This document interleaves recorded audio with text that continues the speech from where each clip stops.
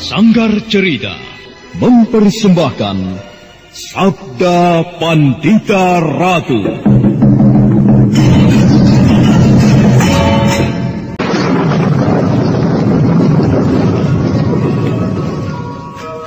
Sabda Pandita Ratu. Naskah ditulis oleh Pondra Swasti Langit, diolah oleh Agung Bahrodi, didukung oleh artis-artis terkemuka Ferry Fadli, Ali Ermawati, M. Abud, Ivone Rose, dan lain-lain.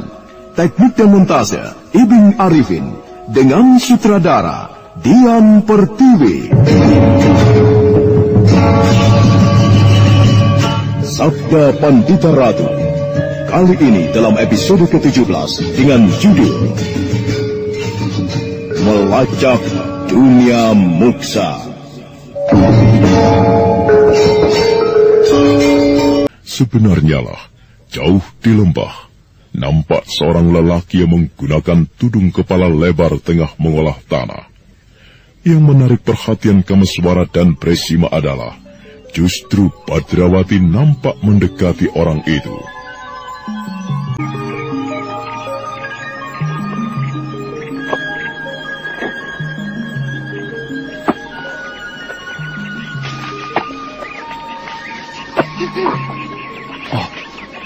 Selamat pagi, Kek.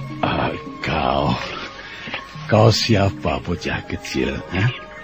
Mengapa kau berada di tempat yang sepi ini? Kakek sendiri. Kakek juga berada di tempat yang kakek sebut sepi itu. Namaku Badrawati. Kakek siapa? Badrawati namamu. Benar. Kau berasal dari mana? Kakek belum menjawab pertanyaanku. Sudah bertanya yang lain. Kakek siapa? Namaku mengerikan sekali, Le. Terlalu besar untuk wujudku yang ringkih seperti ini. Aku tinggal di sebuah padukuhan pemantingan tidak jauh dari tempat ini. Sebut aku kakek Prabencana. Wah, itu bukan nama yang mengerikan, Kek. Tapi nama yang gagah. Kakek tentu orang yang gagah. Segagah nama itu ketika kakek masih muda dulu. Iya nggak, Kek? Nah, sekarang ceritakan padaku. Kau berasal dari mana? Dan mengapa bisa berkeliaran di tempat yang terpencil ini? Aku sedang mencari adikku yang hilang, Kek. Masih bayi. Namanya Parameswara. Dicuri oleh orang yang memakai jubah berwarna merah. Memakai topeng kulit. Kakek tahu siapa orang itu kira-kira? Benarkah apa yang kau katakan itu, Le? Atau kau sedang mengarang-arang cerita? Benar, Kek. Aku tidak berbohong. Oh, sayang sekali, Le. Aku tidak tahu. Aku hanya seorang kakek tua yang tidak banyak tahu. Tetapi... Tetapi bagaimana, Kek? Sungguh-sungguhkah apa yang kau ceritakan itu? Kau tidak berbohong? Kau tidak sedang membual dengan cerita tentang adikmu yang hilang itu? Kakek belum percaya rupanya. Oh, aku tidak tahu apakah yang kau katakan itu benar atau tidak. Menilik kau masih seorang bocah. Nampaknya kau sedang berbohong. Tetapi jika benar, mungkin ada orang yang bisa kau tuju. Ada orang yang bisa membantumu menunjukkan bagaimana keadaan adikmu yang hilang dan kemana kau harus pergi mencarinya. Maksud kakek, aku harus bertanya pada seorang dukun. Oh, gitu? Bukan. Ia bukan seorang dukun. Ia orang yang sabar, mempunyai pandangan yang luas. Ia seorang panembahan. Panembahan? Ya. Namanya Panembahan Dwipayana. Panembahan Dwipayana. Oh, siapa orang itu? Seorang panembahan yang menghuni sebuah padepokan yang tenang dan asri. Di mana tempatnya, Kek? Berjalanlah ke arah matahari terbit selama 2 hari 2 malam. Maka kau akan menemukan sebuah padepokan. Nama padepokan itu adalah Padepokan Dandang Kendaka. Menurut kakek, panembahan yang menghuni tempat itu adalah panembahan yang serba tahu berbagai masalah. Ya, pergilah ke sana. Mungkin kau akan mendapatkan petunjuk apa dan kemana yang harus kau lakukan. Panembahan Dwipayana. Wah, nama itu bagus sekali. Sebuah nama yang berwibawa. Panembahan Dwipayana. Apakah ia titisan dewa? Apa? Apakah Panembahan Dwipayana itu adalah titisan dewa, Kek? Maksudku, jika ia serba tahu, mampu melihat hal-hal yang orang lain tidak mampu, lalu orang itu mestinya dewa. Aku tidak bisa mengatakan sesuatu dengan pertanyaanmu itu, Badrawati. Tetapi cobalah kau bertanya sendiri kepadanya, kalau kau sudah bertemu. Baiklah.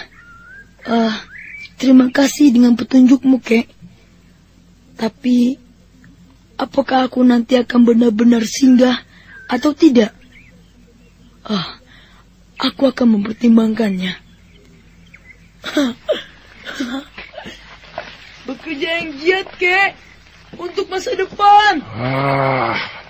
Kakek sudah tua, Le. Masa depan mungkin tinggal sejengkal lagi. Badrawati berlari-lari kecil menelusuri pematang yang baru saja didandani oleh kakek yang mengaku bernama Prabancana. Kakek itu memandang hingga kemudian Badrawati telah tidak nampak lagi. Dan apa yang terjadi di lembah yang tidak seberapa jauh itu bisa dilihat dengan jelas oleh Kameswara dan Wasi Bresima yang berada di tempat yang lebih tinggi.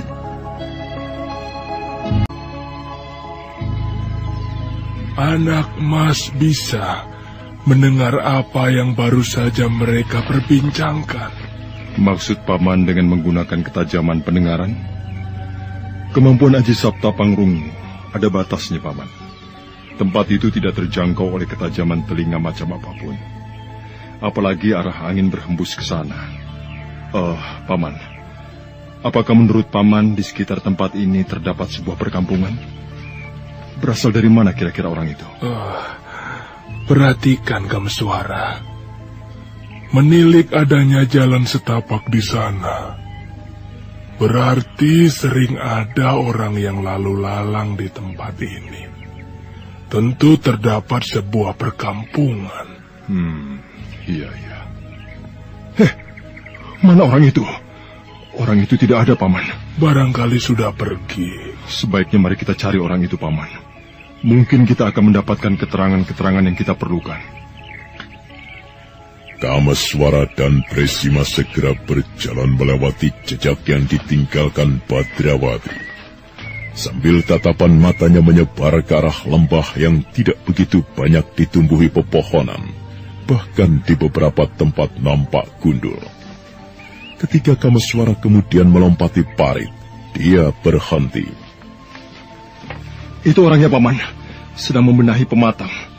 Rupanya orang itu bermaksud menanam jagung. Ya, mungkin tanaman yang lain. Mari kita dekati, Paman.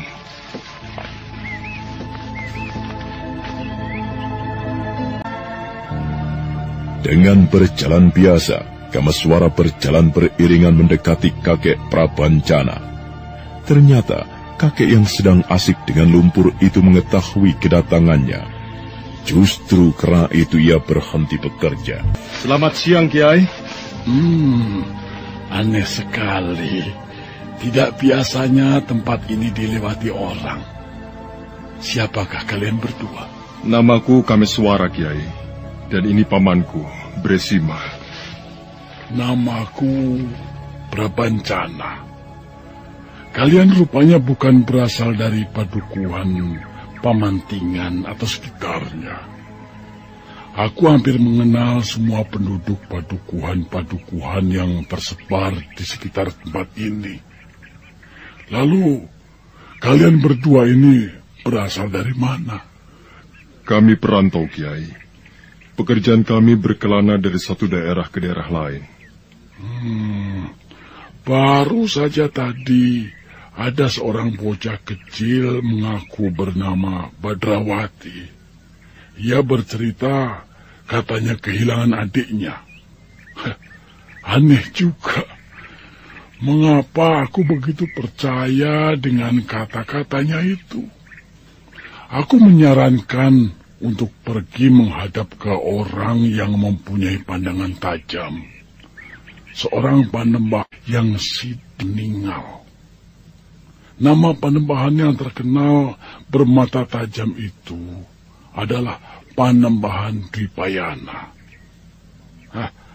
Apakah dalam pengembaraan kalian melewati tempat itu? Menarik sekali, Kiai. Lalu di manakah tempat itu?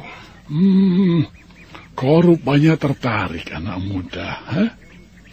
Apakah kau merasa mempunyai sebuah persoalan yang terlampau berat untuk kau atasi?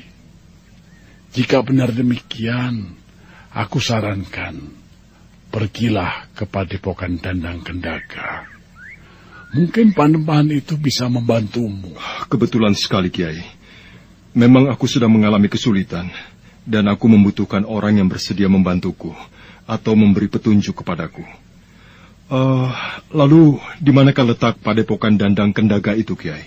Jika kau berjalan ke arah matahari terbit, selama 2 hari 2 malam lamanya, maka kau akan menemukan padepokan itu. Sebuah padepokan yang asri. Penghuninya ramah dan menawarkan kedamaian. Selama ini, banyak sekali orang-orang yang mengalami kesulitan, menghadapi berbagai permasalahan. Mereka datang menghadap panembahan. Dan kemudian mereka kembali dengan hati yang bersih, tentram, mendapatkan siraman rohani dari sang panembahan itu. Panembahan Dwipayana. Apakah Kiai sendiri pernah bertemu dengan panembahan itu? Aku sudah tua di sana. Tenaga mudaku telah pergi entah kemana. Aku tidak kuat untuk berjalan jauh, meski barang 3 atau 4 pal jauhnya. Aku belum pernah pergi ke padepokan itu. Akan tetapi, orang-orang di padukuhanku banyak yang menghadap dan mendapatkan petunjuk. Jika demikian, sang panembahan itu benar-benar panembahan yang bermata tajam. Sidik Paningal. Kata orang begitu.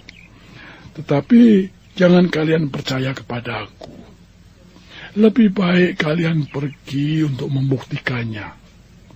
Tetapi, kalau aku boleh mengetahui, permasalahan apakah sebenarnya yang sedang kalian hadapi?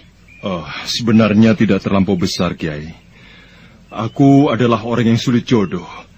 Aku ingin mendapatkan petunjuk bagaimana caranya agar bisa segera mendapatkan istri. Bisa. Sang panembahan sering membantu orang-orang yang mengalami kesulitan seperti yang kau hadapi. Pergilah. Baiklah, Kiai. Terima kasih untuk petunjuk yang telah Kiai berikan kepadaku. Silakan Kiai melanjutkan pekerjaan Kiai. Kami berdua mohon diri. Saya mohon diri, Kiai. Monggo. Silakan.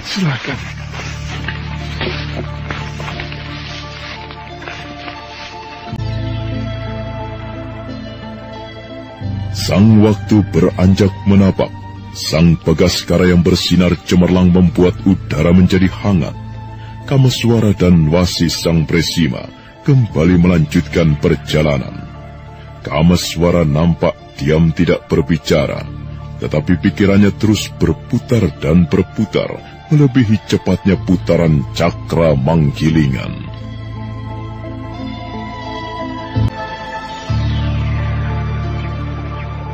Paman, Bagaimana, anak mas? bagaimana pendapat Paman tentang kisah Panembahan itu? Apakah kita perlu menghadap untuk mendapatkan petunjuk? Anak mas tertarik dengan kisah tentang Panembahan itu? Benar, Paman. Siapa tahu apa yang dikatakan oleh Kiai Prabancana itu benar. Bahwa ada seorang Panembahan yang berpandangan tajam, yang bisa membantu memberi petunjuk kepadaku. Tidak ada salahnya untuk dicoba, anak mas. Tetapi ada sesuatu yang aku pikirkan. Tidakkah anak mas merasakan adanya sesuatu yang tidak wajar? Tentang apa, Paman? Tentang orang itu, Kiai Prabancana. Apanya yang aneh? Apakah kemunculannya itu adalah sebuah kebetulan? Atau memang dengan sengaja menemui kita dan memancing kita agar datang ke padepokan Dandang Kedaga itu? Begitu. Benar, anak mas. Kita kembali, Paman. Kembali kemana? Kita kembali ke tempat Kiai Prabancana tadi. Kita harus cepat. Tidak hanya sekedar berjalan. Mari, Paman.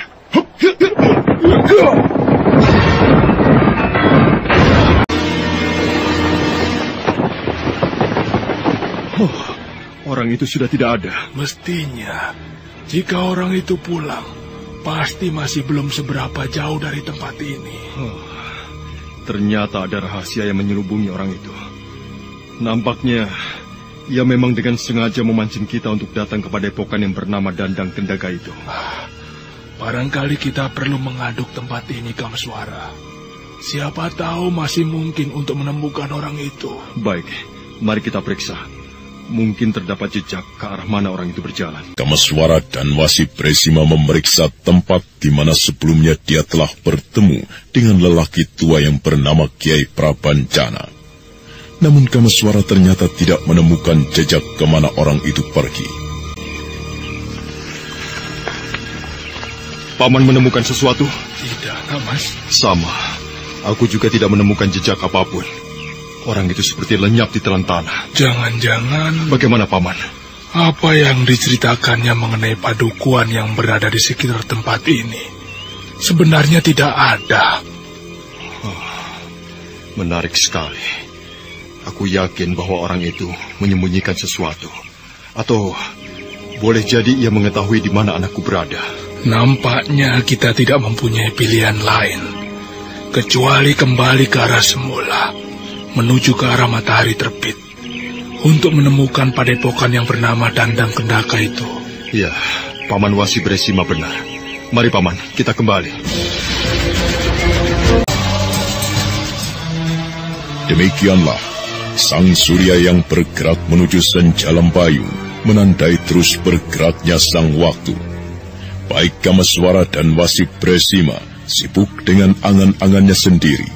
Mereka terus berjalan ke arah timur. Dan tepat ketika matahari menyentuh permukaan cakrawala di batas langit, kedua orang itu memasuki sebuah perkampungan. Perkampungan yang pernah mereka lewati. Apakah kita perlu singgah di perkampungan itu, anak mas? Apa tidak sebaiknya kita tidak perlu berhenti? Kita terus berjalan. Kita tidak perlu berhenti, Paman. Bahkan kita harus mempercepat perjalanan. Aku masih memiliki sejumlah uang dari Kang Bo Ayu Kentratus yang mungkin bisa dipergunakan untuk membeli 2 ekor kuda. Baiklah, nak mas.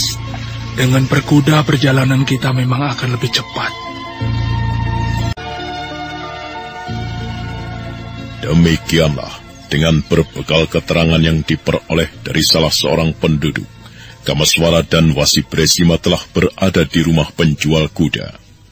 Pedagang kuda itu merasa gembira karena Kameswara membeli 2 ekor kudanya dengan tanpa menawar. Sebenarnya akan pergi kemanakah Kisanak berdua? Kami akan menuju ke sebuah padepokan, Kisanak, Orang menyebutnya sebagai Padepokan Dandang Kendaga, di mana di sana tinggal seorang panembahan. Apakah Kisana pernah mendengar nama padepokan itu?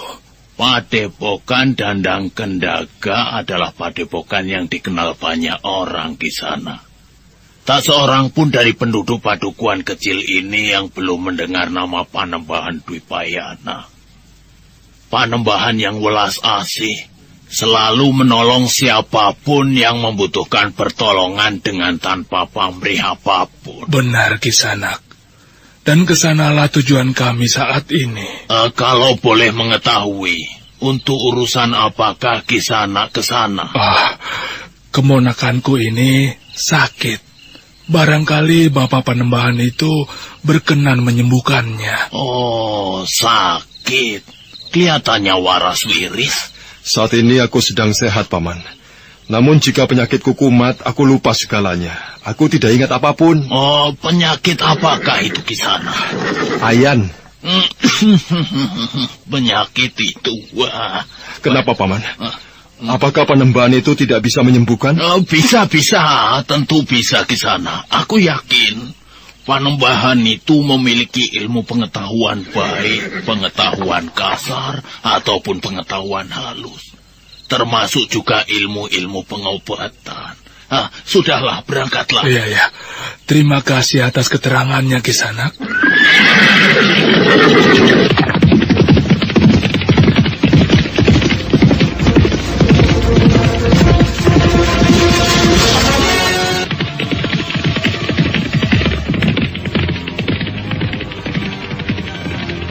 Dua ekor kuda itu berderap kencang, meninggalkan debu yang mengepul tebal. Namun ada kalanya Kameswara dan Sang Wasi Bresima harus mengurangi kecepatannya saat melewati jalanan yang sulit. Senja Lempayung pun telah lama lewat. Sang waktu mengantarkan mereka bergerak ke arah tengah malam. Tiba-tiba Kameswara menarik kendali kudanya.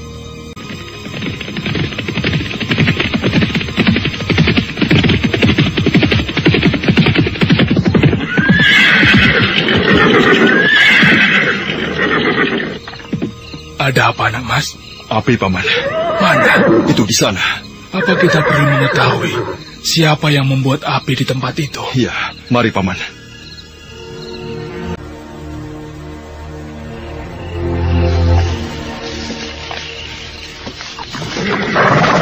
Kita ikat saja di sini, Paman Wasi, agar kehadiran kita tidak diketahui.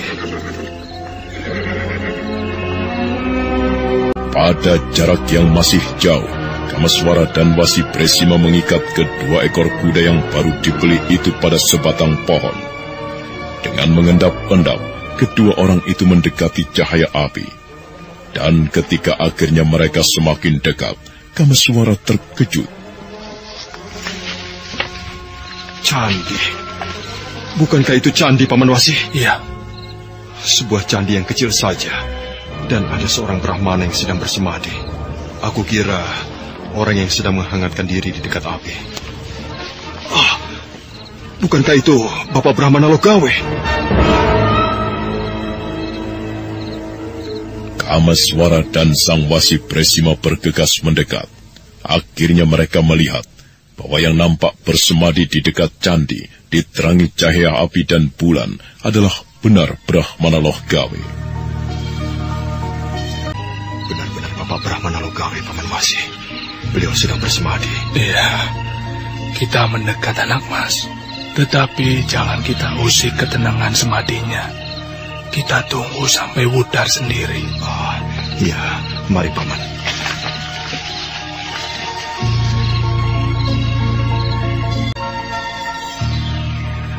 Kameswara dan Wasi Bresima melangkah mendekat.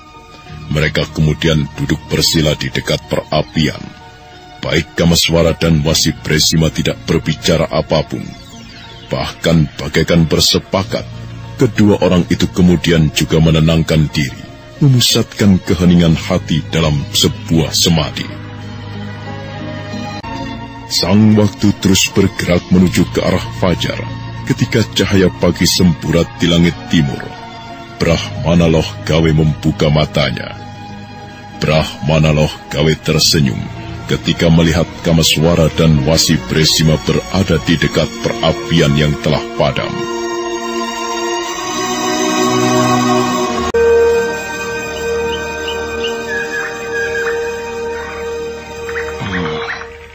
Bangunlah anak Mas Kamaswara, Adewasi Bresima.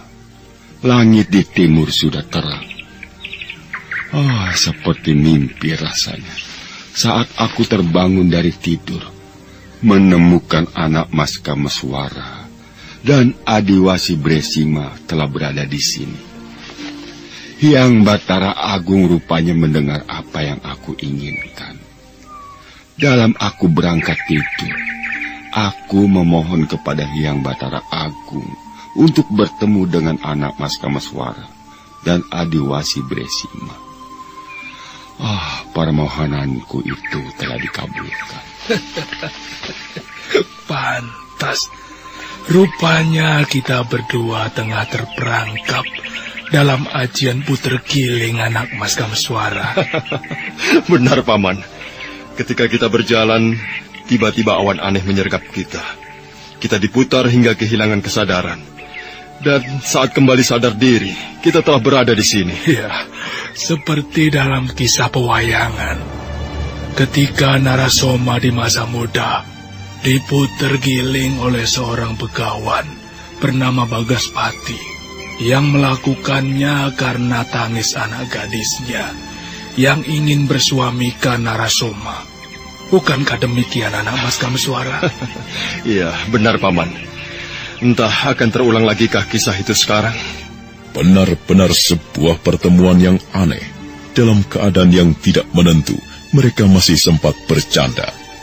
Namun beberapa saat kemudian, percakapan yang terjadi meningkat serius. Baik Kamaswara maupun Brahmana Lohgawe serta Wasi Bresima kehilangan senyumnya pada saat mereka saling bertukar cerita. Siapa nama perempuan yang memiliki pertanda raja itu, Bapak? Perempuan itu bernama Nyai Nawang Gumilang. Ia baru saja kehilangan suaminya dalam pertempuran antara Tumapel dan Kediri. Sebuah nasib malang. Ia ditinggal pergi suaminya dalam keadaan hamil. Dan ketika bayi yang dikandungnya lahir, bayi itu pun mati. Aneh sekali. Lalu siapakah sebenarnya orang yang berjubah merah itu? Ia yang mencuri anakku yang saat itu bersama Badrawati. Jelas, orang itu pula yang menemui Bapak Lohgawe dan menculik perempuan yang juga memiliki Raja Kalacakra itu. Penculik anakku dan penculik perempuan itu jelas orang yang sama, si jubah merah. Orang itu menggunakan nama Prabangkara. Prabangkara? Iya. Anak Mas pernah mendengar nama itu? Belum. Akan tetapi ada nama yang sangat mirip. Prabangkara dan Prabancana. Bagaimana Paman Wasi Bresima? Prabancana, Prabangkara. Iya, benar, mirip. Paman, jika demikian, jangan-jangan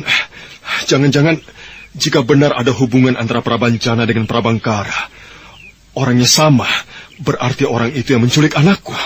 Benar juga, anak Mas. Aneh sekali, dan ruwet sekali keadaan ini. Bagaimana sebenarnya orang yang bernama Prabancana itu? Orangnya telah tua, Bapak Lohgawe. Bahkan mungkin lebih tua dari Bapak Brahmana Lohgawe. Tubuhnya tidak kurus, wajahnya saat itu penuh lumpur. Sulit untuk menandainya. Jangan-jangan lumpur itu memang sengaja dipergunakan untuk menyembunyikan jati dirinya, nak Mas. Bisa jadi, Paman Wasibre. Pada saat itu, aku tidak berpikir sejauh itu karena wajahnya yang berlumpur terlihat wajar. Karena kakek itu sedang sibuk dengan pematang. Dengan demikian, semakin jelas, anak Mas, bahwa dengan sengaja orang bernama Prabancana itu menggiring kita untuk pergi ke Padepokan Dandang Kendaka. Berbagai kemungkinan jelas mengarah ke sana. Antara lain, orang yang menculik putra anak Mas menggunakan jubah berwarna merah. Kemudian, orang yang menculik Nyai Nawang Gumilang yang memiliki Raja Kalacakra adalah orang yang sama, juga berjubah merah. Orang itu menyebut sebuah nama, Prabangkara. Sedang kakek yang kita temui menggunakan nama Prabancana. Kedua nama itu memang berbeda, namun masih kelihatan kemiripannya. Benar, Paman. Dengan demikian semakin jelas arah kita untuk menemukan Parameswara. Namun yang tetap menjadi teka-teki, peranan apakah sebenarnya yang sedang dilakukan oleh mereka orang yang menculik anakku itu? Juga Panembahan Dwipayana. Apapun yang mereka lakukan, namun nampaknya mereka menyimpan maksud baik, anak mas. Dari arah mana Bapak Logawi bisa menarik kesimpulan demikian? Bahwa Nyai Nawang Gumilang juga diculik. Nah, itu menunjukkan bahwa orang yang bernama Prabangkara itu bermaksud baik. Aku belum jelas, Bapak. Apakah yang Bapak maksud? Bukankah anak mas Pinaka Swasti Ratu berhalangan menunaikan tugasnya? Jadi... Nah, orang yang bernama Prabangkara itu telah menculik bayi itu. Maka Prabangkara harus menculik Nyai Nawang Gumilang pula. Adalah agar menggantikan tugas ibunya yang sebenarnya.